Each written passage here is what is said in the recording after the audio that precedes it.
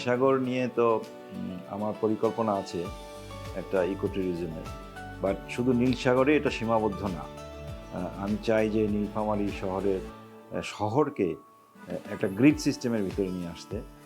যাতে করে আগামী ৫০ বছর পরে আমাদের ভবিষ্যৎ প্রজন্ম কীভাবে দেখবে এই শহরকে, এই শহরের যেমন ইন্ডাস্ট্রিয়াল এরিয়া কোনটা হবে, এই শহরের বসবাসের যোগ্য কোন এরিয়া হবে, স্বল্প আয়ের মানুষদের জন্য নিবাসের জন্য বিল্ডিংস বা অ্যাপার্টমেন্ট বিল্ডিংস কোথায় হবে, এরকম একটা মাস্টার প্ল্যানের আমরা পরিকল্পনা করছি নীলফামারী গোটা জেলাকে কেন্দ্র করে।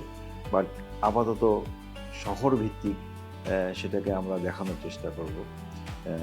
আর এই ইকো ট্যুরিজমের ব্যাপারে আমি ইতিমধ্যে ওয়াটার বোর্ডের সঙ্গে কথা বলে তিস্তা ব্যারেজ যেখানে আছে সেখানে আমরা অলরেডি ইন কন্ট্যাক্ট উইথ বিদেশি অর্গানাইজেশন একটার সঙ্গে। তারা একটা জায়গা দেখাইছে যেখানে কিছু ইনফ্রাস্ট্রাকচার তারা বিল্ড করছে, সেখানে একটা বড় ট্যুরিজম স্পট আমরা বিল্ড করতে চাই।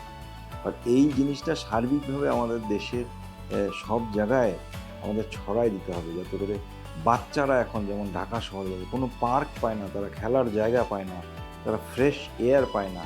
সো আমরা এই সুযোগ সুবিধাগুলো যদি আমাদের ভবিষ্যৎ প্রজন্মকে এখন ক্রিয়েট করে না দিই বা প্ল্যান করে না দিই, so we will be guilty. So আমরা যাতে গিলটি না থাকি সেই চিন্তা থেকে ডেফিনেটলি নীলফামারী জেলায় তো নীলসাগরই শুধু না, একাধিক এরকম পার্কের কথা আমার পরিকল্পনায় আছে।